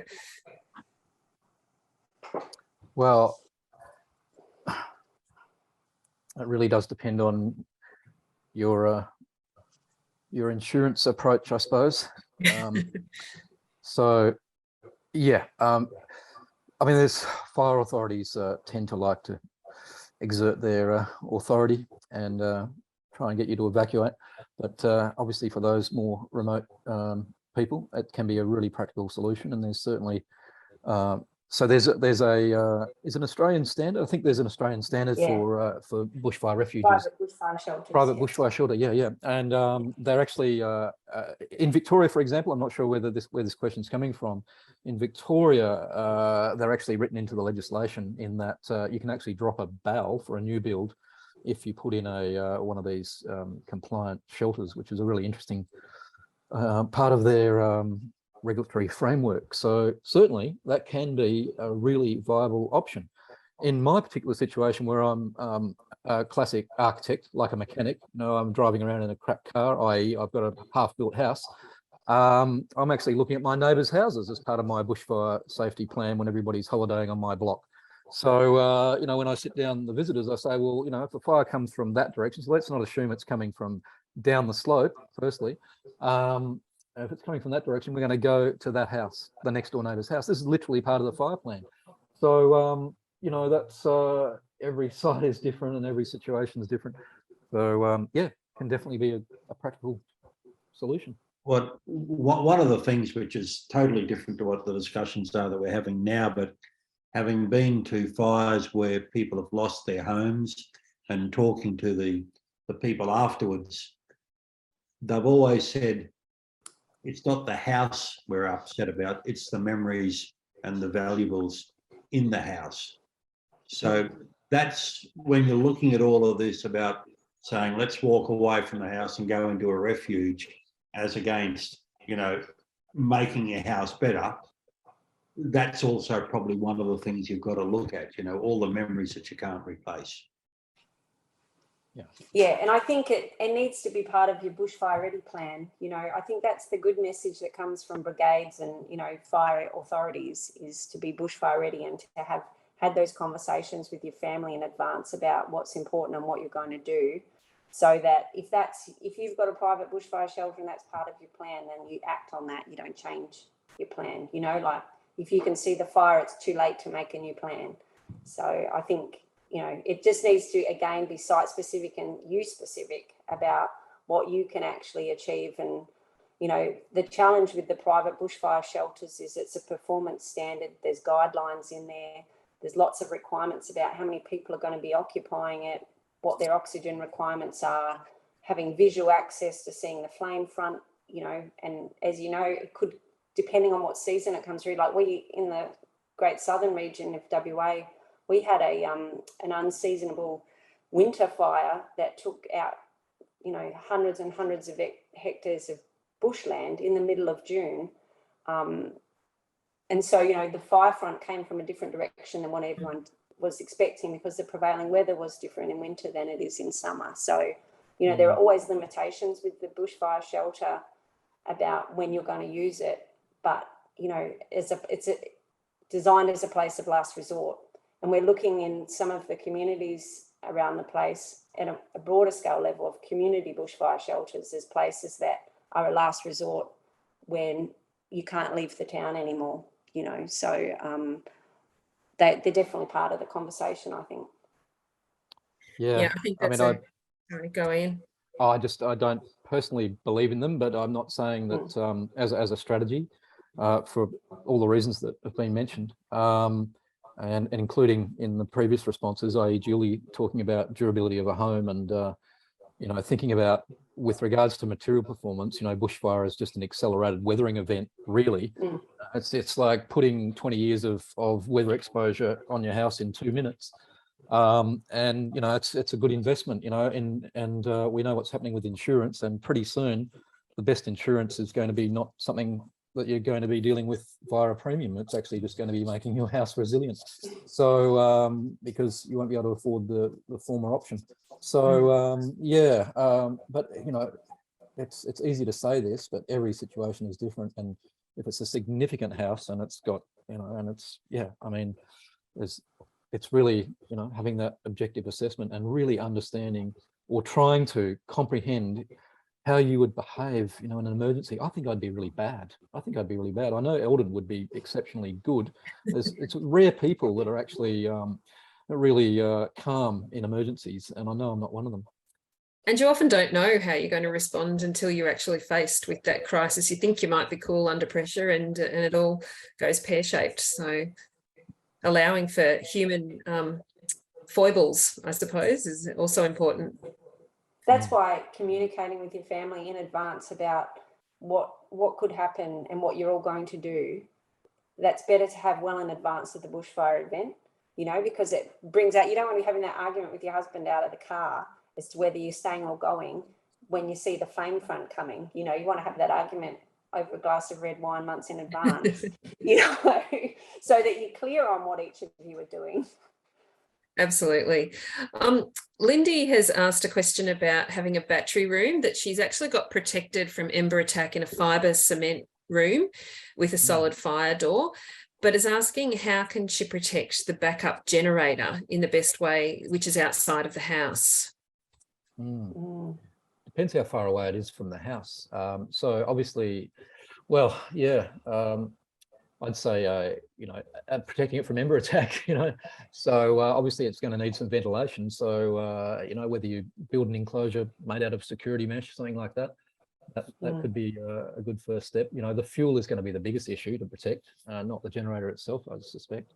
So, well, yeah. There are a couple of problems there. And so if the last thing you do is in these situations, try to have a petrol powered generator motor, because the fuel vaporizes. The other problem you get is on the intakes of sparks coming down through the intakes and igniting the air filters. So what you've really got to do, anything that you're relying on that needs to be diesel powered or compression ignition, as they prefer to call it. And then you must make sure your intakes have the 2 mil mesh over them. And the other thing you should be doing is make sure that your intakes are a low velocity air coming through them. So, you don't want to just have a small 20 mil diameter intake coming in from outside the place. You want to make sure that, your housing has got a large area of mesh that the air can come in, so you don't have that large velocity. Going back to what Ian was talking about, of sucking embers in. And then, of course, you need to get the exhaust fine. It's pushing stuff out. But, the battery room is protected by ember attack in a fibre cement room. I don't know if that's going to be within the house or not. But one of the biggest things I'd be looking at is if the house burns, if the house starts to burn for some reason, well, it's all gone anyway, isn't it? So, you get structural collapse and your batteries are gone. So if you're wanting to preserve those batteries, I'd be making sure that they're in a very structural room that was going to withstand structural collapse from the house. And I think you can look at, that intent of AS3959 there, which is about the separation of structures with, secondary structures and having those separation distances between them. I remember I did a BEL assessment, earlier this year, where it was in an actual urban setting, but steep vegetation in an overgrown rail reserve, and, looking at the bushfire risk. And then I wandered further down through the site and found a great big fuel storage area. And I'm like, well, the bushfire issue is second to this. Here we've got, thousands of litres of stored fuel. Sure, they've got a nice clean perimeter, but you've got to look at what is the hazard and what is the fuel, which is right back to where we started of what will cause your house to burn in a scenario where there are embers and intense radiant heat, as you say. So, your generator probably really needs to be away from your house. Taking that holistic picture, absolutely. Sherry has asked an interesting question. Perhaps we did touch on sprinklers before, but this is a bit more specific. She has a sprinkler system on the roof which can be remotely activated with internet reception. So any insights on the best options there that would help, because obviously internet can become a challenge in fire situations? Yeah, radio waves get very quickly distorted in bushfires, to the extent that quite often we can be at a fire line of sight trying to talk to someone else over two-way radios, and we simply cannot communicate with them because the radio waves are interfered with. But look, the other thing, if I can step in there, there's all sorts of things coming up here. So if she's not saying how the system is being energized. In other words, is she relying on reticulated water to drive these sprinklers, or has she got a pump system in there? I know that a lot of people think they can just put a sprinkler on with reticulated water or put an electric pump in. The two services that fail first in a bushfire is water supply, reticulated water particularly, and electricity. So anything you do with water, you've got to be totally independent. It's got to be energised independently, preferably with a a compression driven pump or engine, and you've got to have that own dedicated firefighting water supply to drive your sprinklers. And as I said, you need massive amounts of water. So there's all sorts of issues there that, to me, sort of potentially raise their heads. I know, it's easy. I had someone talking to me the other day who was wanting to get me to sign off on a sprinkler system, and it was a remote operated sprinkler system, and they were running it from a couple of 44-gallon drums and all electric pumps and all that sort of stuff. And, it was just doomed to failure. Okay. There's an interesting question here around, I've just lost my spot. Sorry, the sheet moved. Peter has asked about green roofs and how do they rate in terms of BEL assessments? Well, I guess it'd be dependent whether or not they're a large enough area to be classed as classifiable vegetation, and if they are, whether or not they're a grassland. So I'd say most of the time, because of their small area, they'd probably be excluded as classifiable vegetation. And it would depend on the nature of the vegetation as to whether or not they're classed as bushfire fuel. Obviously what we see with grasses is that, in large plain areas, we had a big fire in Western Australia a few years back in Esperance, which was, in a fairly what you would consider a arid region. That was a grassland fire that went very fast and destroyed a lot of property and killed people. That's where you've got acceleration and things like that are all factors in a higher fire danger index day. So your green roof, I think, assuming that it's watered and it's green, it's actually a green roof, is probably having zero consequence on your hazard level. That's interesting. Catherine has asked, we've touched on getting expert advice a number of times. So she's asked, how do you actually find someone who can assess your own place and make those recommendations for actions to improve its bushfire resilience, as well as its energy and water efficiency? I mean, architects are a good place to start, but I'd be biased, so. Yeah, I guess I've had that question before. So there are obviously lots of practitioners. I'm a member of the FPA, which is Fire Protection Association of Australia, and I recommend that if you're going to have a bushfire professional, you get one that's BPAD qualified, because they have professional training and requirements for ongoing professional development. But having said that, as Ian pointed out before, a lot of the practitioners actually only work in the first two sections of AS 3959, the first two chapters, and they've got no experience in the back 7 sections relating to construction and bushfire zones. So a lot of them come from a science or environmental background or bushfire background and not a construction background. So I really think you need to get advice that's on the basis of what your issue is. So if it's an environmental or landscape issue, then you're probably okay dealing with a BPAD practitioner that's got a background in those, understanding those hazards and being able to give good advice so that you can maintain biodiversity and the ecosystems that are in place in your landscape. But if you're looking for building advice, you really need to talk to people who are experts in construction and have experience in bushfire construction as well. And there's a range of practitioners, so architects, some builders are really knowledgeable, fire engineers can be knowledgeable. I think there's probably a variety. And I think what she was perhaps driving at too is that holistic picture. So not just about the bushfire resilience, but then also, as we've talked about, that often helps the energy efficiency as well, and then water efficiency too. So there's taking that really holistic view of the house can often fixing one issue can help support another issue.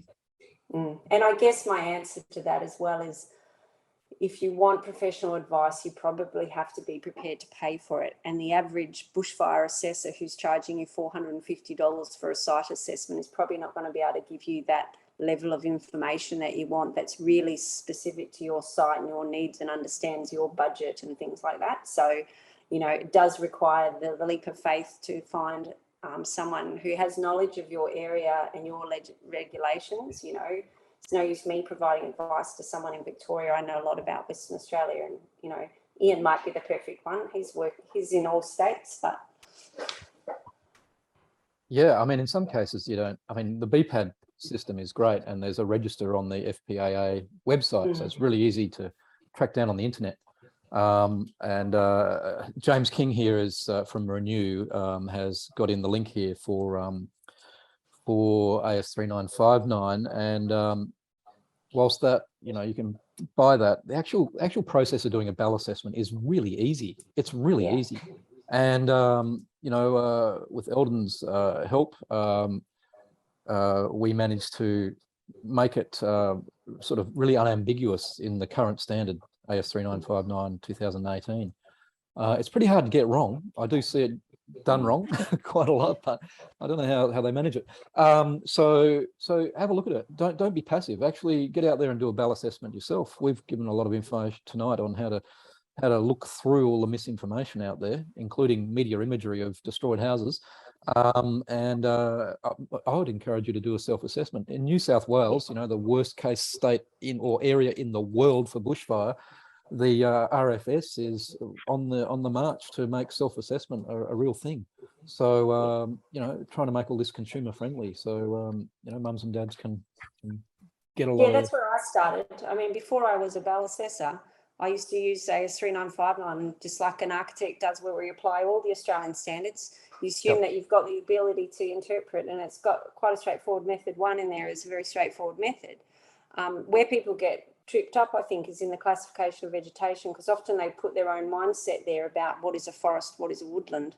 And what you've got to look at that's different about AS3959 is the structure of vegetation. That's the key aspect. Don't get caught up in, if you've come from an environmental background, that you say that's a woodland. You know, you've got to look at those. They've got great illustrations. Nearly every state has a visual guide for vegetation that's relevant to that state. Use that. And the other thing I'd say is, get your bushfire consultant as your consultant. Don't hire them through your builder. You know, have them as yours, consulting for you, providing you advice, because they will then be able to give you advice that's to your benefit, you know, not to tick a box. And if it doesn't make sense, get a second opinion. There's so many people I advise to just get a second opinion. Yeah. Just like, I've just got to say there, I see some horrible things coming through that come across my desk some days of people who are charging exorbitantly high prices for doing assessments, and they have absolutely no idea of what they're doing.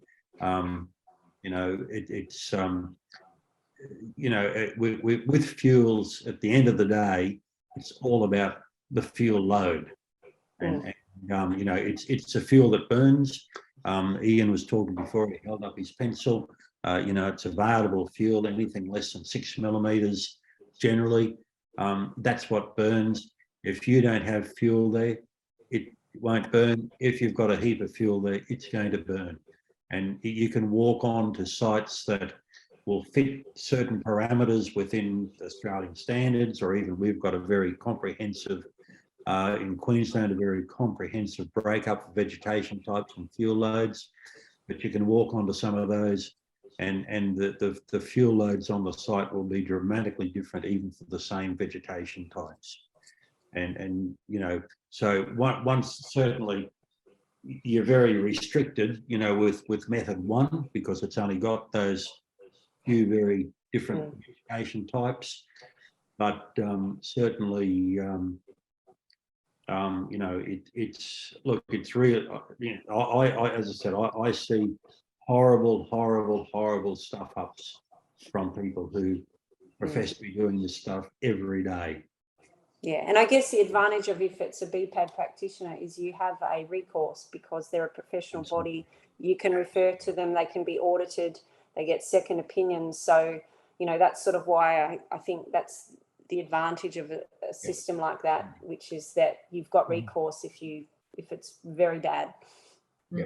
And I'm aware, you know, of at least 2 instances where there's been restrictions put on what the practitioners can do, or they've actually been deregistered. And that's your great protection. The other thing with the BPAD practitioner is that we have, you know, look, I've got 4 professional bodies that I have to do CPD points with, and I must admit the Fire Protection Association of Australia is the most rigorous body. We've got a very stringent CPD requirements. The continuing professional development. Yeah. Sorry. Yes. Yeah. But I think part of it as well is just making sure that the bushfire professional that you're engaging is acting within their knowledge level and their qualifications. So there's a big difference between Eldon's level 3 and my level 1. And any level 1 should be able to tell you, no, I can't do that. I don't have the qualification to do that. I can't do bushfire management plans. I understand the principles of bushfire management plans. I've prepared my own for the sake of understanding them. But in Western Australia, I'm not qualified to do a bushfire management plan. They must be prepared by a level 2 or 3. So that's another important thing, is to understand that they're under a BPAD professional, they're not all created equal, and they've got constraints on what advice they can give you. A lot of the advice I give around building is actually based on my profession as an architect. That's just complemented by the bushfire knowledge, which is the same as Eldon and Ian. That's great to differentiate that so that people understand that there is levels of around that. There's been a bit of conversation in the chat, I've noticed, but there's also a question that's come in again, stepping back to gutters. Gabby's asked, would filling the gutter with water be a useful thing to stop embers entering the roof space? Can I quickly make a comment on that? Yeah, sure. Only if the water level's high enough to overflow the bottom of the sheets.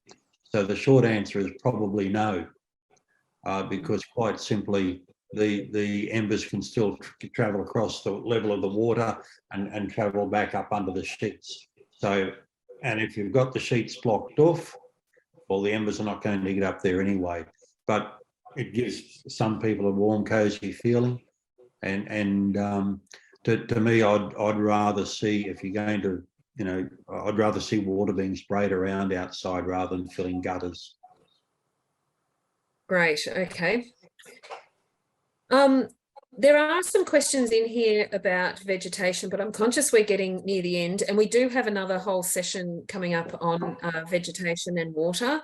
So we might hold those over because it is quite detailed, the types of vegetations that protect. So we will address that in some detail. So but hopefully you can make it back. Otherwise, catch that in the YouTube session. We've got some questions around construction techniques. So with exposed veranda rafters, should you look to try and enclose that whole space between the rafters, or should you just clad each individual rafter with sheet metal? What would you consider as the easier, cheaper, more effective thing to do with rafters? Can I butt in there again? Yep, sure. It's the tops of the rafters that are the problems. So anywhere that can hold an ember, sorry, this is unless you're in a flame zone or somewhere where you're going to get direct flame contact, right? But anywhere that can hold if you've got pine beams and you can get embers trapped on top of them, they'll start to go. Invariably. Yep, okay. Same with your timber decking. If you've got these pine beams, they'll put underneath, and then pine floors. It's not the pine floors that are the problem, except in that you know, that angle between the wall and the floors where you get a debris build up. But it's actually the embers collecting down in between the decking and sitting on the joists. So yeah, it really depends on the species. Yeah, so so if you're pine, it's just a no-no. And again, the denser your timber, the better it is. we look at the West Australian example, in an older house, you'll tend to have a lot of carry roof framing, which is amazing, incredibly dense timber. It's just actually better than anything that's commercially available now.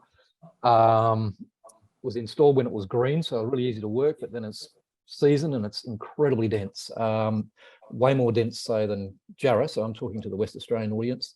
But Jarrah is still pretty good. That would be pretty common right throughout WA. In the East Coast, we'd see a lot of spotted gum. Spotted gum is rated for BAL 29, the same as Merbau that I've already mentioned. So it does really depend on the species. Let's assume it's pine framed. Then I mentioned the intermittent paints. So look at them. I don't know any particular manufacturers, but that's an option. I'm thinking retrofitting, cost affordability. Anything that would work that would be cheaper than actually replacing it. Yeah. But otherwise, the cheapest out of the two is probably that you line the whole eave. You line your whole underside and just fix your cladding, your non-combustible cladding to your underside, and address your joint where it joins the wall, and back it. Try and close off at the eave, so that you're not creating a place for embers to get in. So I think, if it were me, I would not be trying to clad out at every individual rafter. The easiest option is definitely going to be to line the soffit with an appropriate material, I guess, and try and address protecting the two vulnerable spots there where the junctions are. Yeah, and bearing in mind that can just be 4.5 mil as long as it'll span. Depends on the spacing of the rafters, but it's pretty cheap stuff. Fibre cement sheet. It's the standard stuff that's used in soffites for eaves. And you could install some insulation in it and even make it improve your performance of your veranda. Too good, Julie.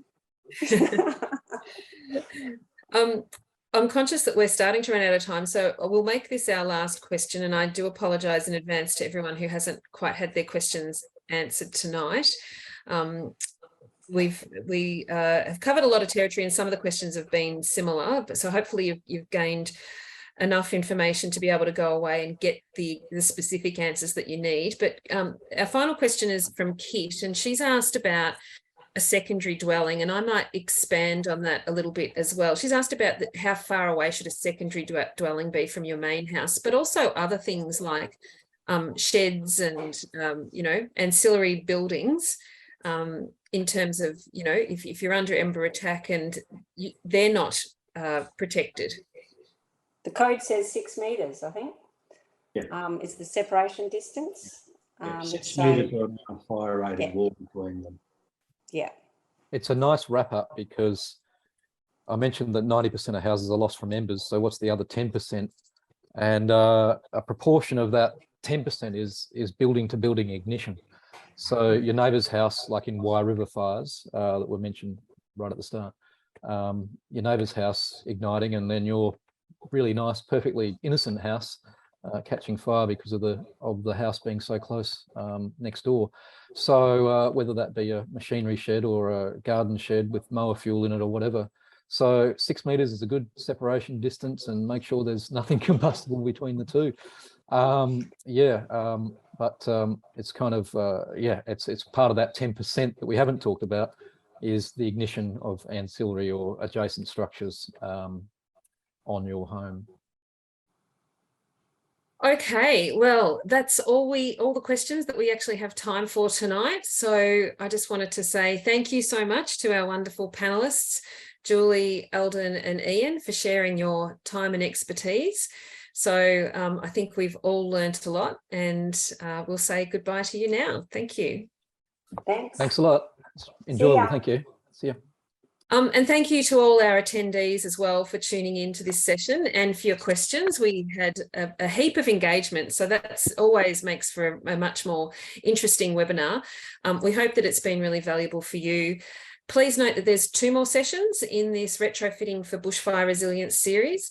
So please go and visit our Sustainable House Day website. to check out the details and register if you'd like to tune in for those other sessions as well. And there's also some other events coming up in December. We're looking at sustainable housing for renters and what renters can do. So that's another whole series that will start after we've finished up with our resilience series in November. We've also introduced an annual pass for all Sustainable House Day events. So that means that each event ultimately only ends up costing around $3 if you sort of leverage all of the opportunities that will come up through the events that are offered right through till April. So don't forget that members also, members of Renew receive free or discounted tickets. And we also have an allocation of free places for those experiencing financial difficulty. And unfortunately, some of us have lost houses in bushfires. And of course, you want people to be able to have access to that information, to this really valuable information, and not have that financial barrier. So we always endeavour to make sure that people can access this type of access this type of information. So I hope you've all enjoyed it. Thank you again. And I hope you all have a lovely night and look forward to seeing you at our next session. Thanks. Bye.